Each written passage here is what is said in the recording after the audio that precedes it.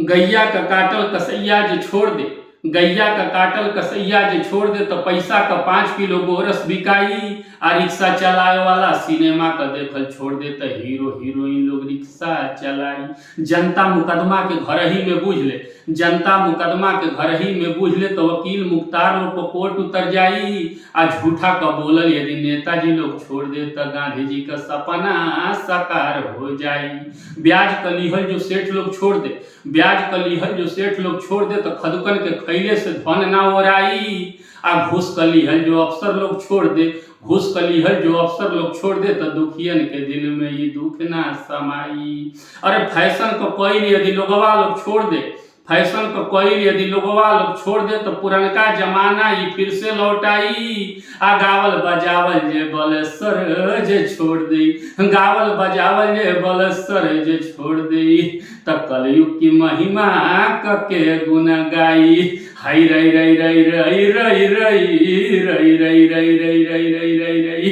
तो गुरुजी कैसे गौले रहले, अरे दुनिया में महक के हमारा, और दुनिया में महक के हमारा भारत वाला नूर हो। अरे यहाँ के लोगवा होला हीरा कोहिनूर हो। अरे यहाँ के लोगवा होला हीरा कोहिनूर हो। अरे यहाँ के लोगवा होला दुनिया में महके हमारा, दुनिया में महके हमारा यूपी वाला नूर हो। अरे यहाँ के लोगवा होला हीरा कोहिनूर हो। अरे यहाँ के लोगवा होला हीरा कोहिनूर हो। अरे यहाँ के लोगवा होला काशिया बनारस हुए देवतन के धरती,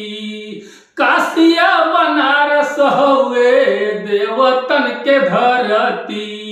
अब्दुल हमीद वाला है जवाने, अब्दुल हमीद वाला चमके गाजीपुर हो। अरे यहाँ के लोगवा होला हीरा कोहिनूर हो। अरे यहाँ के लोगवा होला हीरा कोहिनूर हो।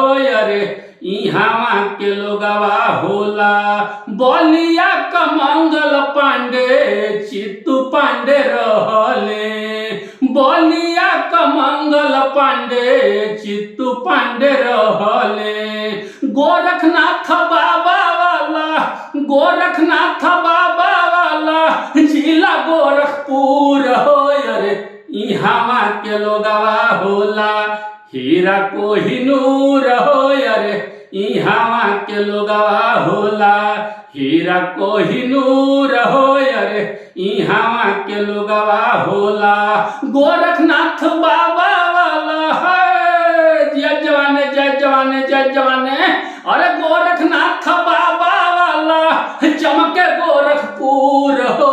अरे यहाँ के लोगवा होला हीरा कोहिनूर हो। अरे यहाँ के लोगवा होला हीरा कोहिनूर हो। अरे यहाँ के लोगवा होला दुनिया में महके हमारा भारत वाला नूर हो। अरे यहाँ के लोगवा होला हीरा कोहिनूर हो। अरे यहाँ के लोगवा होला हीरा कोहिनूर हो। अरे यहाँ के लोगवा होला। बहुत बहुत धन्यवाद।